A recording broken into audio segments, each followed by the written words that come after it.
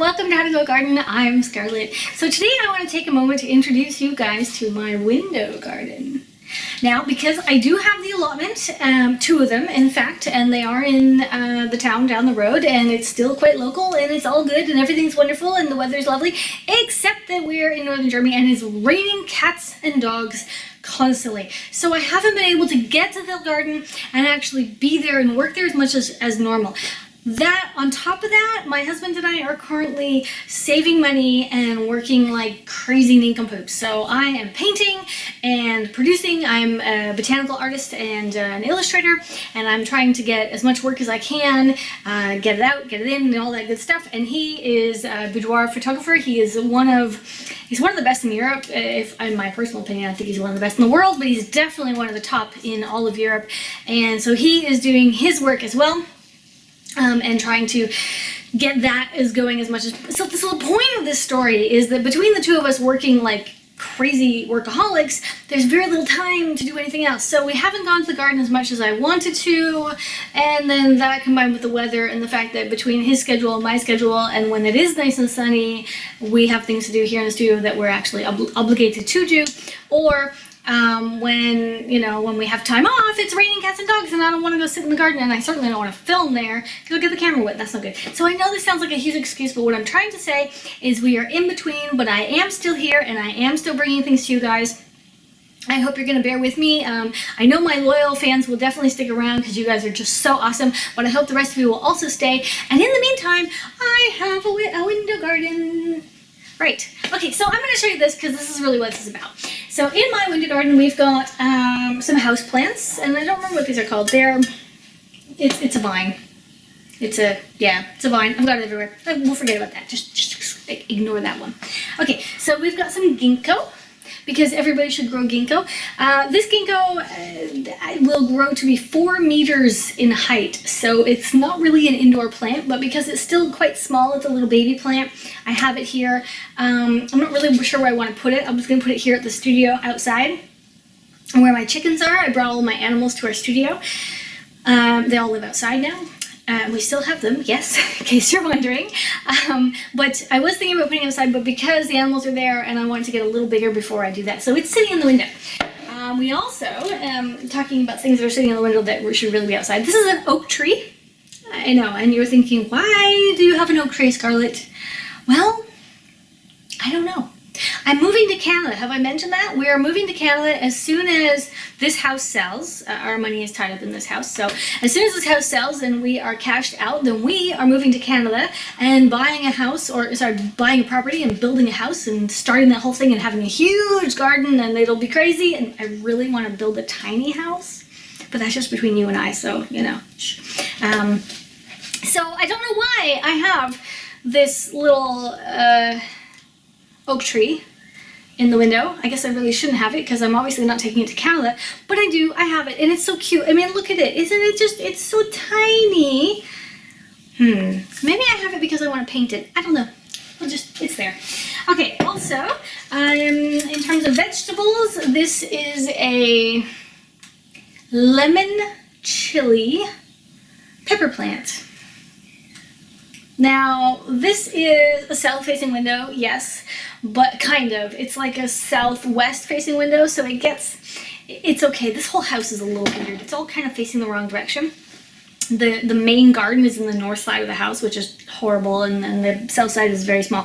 So anyway, so I have these guys here. They get a lot of light, but not as much as they should. This guy's still pretty tiny. I really doubt that he's going to produce anything. But if you know, or if you don't know, let me tell you, peppers, you can actually grow peppers for multiple years. Multiple. Same with tomatoes, but tomatoes tend to get really, really crazy big, and you have to cut them back, or they just kind of take over. But peppers, you can grow over multiple years. So back in the house, and there must be a video about this somewhere, I grew a pepper from a small pepper that I had grown in the garden, but it hadn't done very well because I started late in the year. I brought it into the house, I potted it up. This is not this one I'm talking about. And it grew all through the winter, and then early in the spring I had really big, beautiful red bell peppers on it. So that was really exciting. If you don't know, you can totally start your peppers inside and just keep growing. Let them continue. Best thing for them is a south-facing window. Like I said, back in the other house, or in our past house, It was really, really good south-facing windows, and there was a lot of light and a lot of sun, so that whole setup was awesome. Here, not so much, so he's kind of tiny. So that's the pepper, the lemon chili pepper. I have the tomatoes. I've showed you guys these before. These are just, these are the miniature tomatoes. I did do a video on them. Let's see, that was how to grow tomatoes, I think, was the video where I featured a plant. This plant is new, this is from this year, but that was from a few years ago. It's just the same setup. It's in a pot, it's 3-in-1. It's got little tiny cherry tomatoes on it, and this is a determinate plant, so it's not going to grow huge, right? Indeterminate will just do whatever it wants, but determinate will stay. It's only going to be a certain size. So each one of these guys will be about 50 or 60 centimeters tall, and they will get quite bushy, but because they're together in a small plot, like anything, if you put it like a fish, you put a fish in a small fish tank, it won't get very big, which is very mean, really. But why do we do that to fish? But anyway, with tomatoes, it's not so bad. So with this particular plant, there's 3 in there, and they're very tight, but they're not... Because they're fighting for nutrients, they're not going to get too big, so it's perfectly okay. Now, in the proper world, you know, being all perfect and proper, I should really divide them and give them proper space and let them take over. But this is a window. I mean, come on, guys. Like, I've become one of these... Think of me as an apartment dweller, and this is all I've got, right? So we deal with and do as we can with what we have. So that's the tomatoes, and like I said, they are green and they're looking lovely. This is basil. Let me just switch sides. Come on, camera, focus, focus. There we go. Okay, so this is basil. All of this stuff back here. And wait, okay, before the basil, here is a tomato. Now this tomato, which is in water, you might notice that this is in water. This would be like a hydroponics concept. This was a really large tomato, and it's growing downstairs. It smells fantastic. Oh, it's a cherry tomato, and it had become about 3 feet tall, and it was getting really straggly. What is the word I'm looking for? Anyway, dangly. It was getting really long and silly dangly in the window because it was in the window on the north side of the house, which is the really big window, but there's not a lot of light coming in. So I cut it.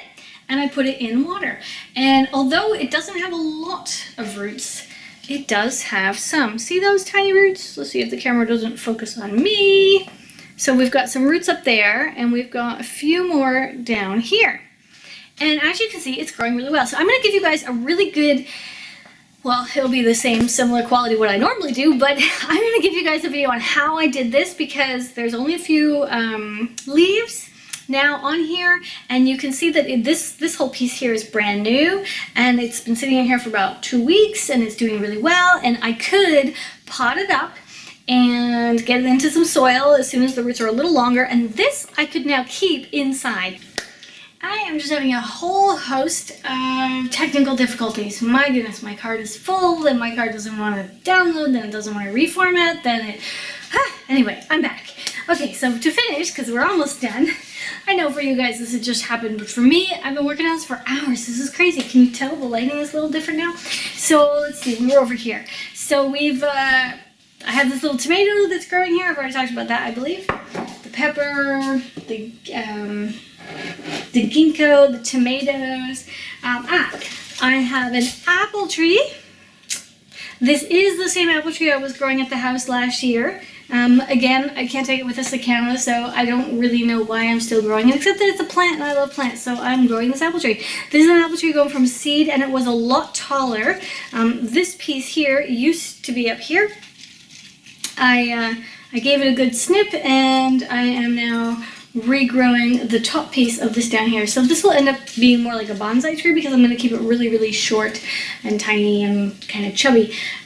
So that's fun. If I was staying in this country a lot longer, I would have a lot of fun growing this little plant. But as it is, I guess it will be donated to one of my friends. So, okay, and the last thing I've got here in the window is some herbs. These are basil, and somewhere in the back here I've got a little bit of chives, and I've got some parsley growing in there too. Now, this is pretty neat. Like, these guys are really huge and they're really beautiful. They smell awesome, and I really enjoy just coming in here and snipping off one little piece. Just snip it off and then break it up into lots of pieces and throw it in your tomato salad. I will totally do that in a minute. It's really, really easy to grow these things in the window. You want to make sure that the soil stays a little on the moist side. Now, it doesn't have, you can see it doesn't have a draining bottom down here. So what I'm looking for is moist soil and good sunlight. Of course, like I said, we're on this weird kind of angly southwest area. We get sun when there's sun. There's just not a lot of sun this year at all. But when we do get sun, we get some. It's not particularly harsh, so that's also good. You want to make sure that when your things are behind glass, it doesn't have really harsh sun. So if you have something like here with a shade, you can pull that up, and that'll make a huge difference in the really, really hot hours of the day, 12, 1 o'clock. Basil, these guys are flowering up at the top. These are flowering basils. Now, this is because I've left them so long, and they're awesome. Now, basil typically tastes the best before it flowers, when it's still a young plant, but I can take clippings off of these side shoots, and I have a video somewhere on YouTube about this, how to propagate basil, I believe, if you look it up in the search bar. You can take these side clips off and then put them into water, similar to how I'm doing the tomato. Just throw it into water, and they will root. And that will become its own plant, separate from the mother plant in this case, so that you then have fresh, young basil growing. And because once it goes into flower, it tends to get a slightly more harsh taste to it. But don't worry about that. Only if you're eating it fresh, and like a lot of it you might really notice. Otherwise, it's awesome. Just typical basil, you can pick it fresh, or you can let it dry and crumble it when it's dry. But personally, I prefer it fresh. It's awesome. So that is my window garden. Let me put all my things back here. I've got my little oak tree. Oh, way down here in the bottom of the tomatoes, if you notice, there's some tiny little sprouts growing. That is coriander. I love coriander. I'm a huge coriander fan. And this year, I didn't get any volunteer coriander, since I seem to be getting volunteer everything recently. So I sprinkled some in the bottom of the tomato plant, and I'm going to let those guys get a little bigger. They're not too leggy, even though the sunlight hasn't been very good the last few weeks, but they're a little leggy, so we'll see how that goes. They'll probably just kind of work their way up in between the tomato branches, and we'll have a little bit of coriander, which I will, of course, then throw in my salad and my hummus. Hummus for eating, not humus for gardens. So I have that here at the bottom, and last thing I wanted to say, so you want to keep all of your plants nice and moist. Make sure they don't dry out. That's really a no-no when it comes to indoor plants. Give them good light. Keep the air circulation going. Make sure that you can open the window. You don't want anything like stagnant. Also, little bugs or aphids or other things like that, little gnats, I think they're called, those little tiny annoying bugs, they'll start coming around and hanging out with your plants. So you want to keep the airflow as much as possible, because that will help with any fungus and the little bugs and stuff. I am going to show you guys how to make this. This is a bug collector. There's a whole bunch of little black dots down the bottom, which we don't really need to look at because it's totally disgusting. But it's how you collect fruit flies. It's how I collect fruit flies. This is my fruit fly. It's not pretty, but I promise having fruit flies run around in your kitchen, or in this case in the bar, is so much worse than having a fruit fly collector. So that'll be coming up in a future video. I'm also going to talk about all kinds of stuff. Actually, I've got this huge list of all these neat things. How to grow devil's ivy, which is one of my favorite indoor plants, how to propagate it, grow it. I've got a few things coming up on orchids. I've got a few more things about tomatoes that I'll be talking about, and I've got a whole bunch of really great recipes. There's also another channel that I am working on, which is Healthy Living with Scarlett, and that will be more about healthy living with Scarlett. So when I make my own soap, I'm going to show you guys how to do that. How to do soap, how to do body lotion, hair treatments, things that are more on the line of healthy living and not so much healthy gardening. But honestly, I think it's all very much tied together. I also have an art channel called Learn to Paint with Scarlett. I definitely invite you, recommend that you come join me over there, but I invite you to come join me if you are an artist or you're interested in becoming an artist. art is something awesome that we can all do at any point in our lives. So if you've never picked up a brush before, you have no idea what to do, it doesn't make any difference. Just come on over, start. I have a playlist called Watercolor Tutorials 101 The Basics, or something along those lines it's called. You want to start there and start from the beginning and watch all your way down, because I explain everything just like I do in this channel. Each, one little topic is just jam-packed with so much information. So even though you may not think of yourself as an artist at this point in your life, perhaps a year from now you will be a flourishing, blooming, budding artist, and things could be different. So come on over to that channel if you're at all interested and check it out. I would love to see you there. Please don't forget to give me a comment. It's really great when you guys comment. I really appreciate the dialogue that we have here. Tell me when you started your garden, why you're gardening in the first place, how long you've been gardening, what's your favorite thing about gardening, what's the one thing that drives you crazy about gardening. Let's keep this on a nice positive note, because that's always more exciting and more interesting than just talking about the dreadful weather, which I know we're all having. But tell me, what is it? What is your garden story? I really want to know what your garden story is. And please, if you can, sign it with at least your first name so that I can get to know your first names. And it does help. Somehow in my head, I register that this person, that person, and I do remember. I see you over here, and I see you over there. If you guys are on my Facebook page or my Instagram, I will notice. So, thanks for watching. I do apologize if this was long and drawn out, or if I ramble too much. I do have a habit of rambling. Although, you know what? I get a lot of comments from a lot of you guys telling me that you love that I ramble so much. So that's kind of like the bloggy part of my videos and my channels in general. I hope you enjoyed it. Feel free to give me a thumbs up. It's always awesome. I really appreciate it. And I'll see you in the next episode. Toodaloo!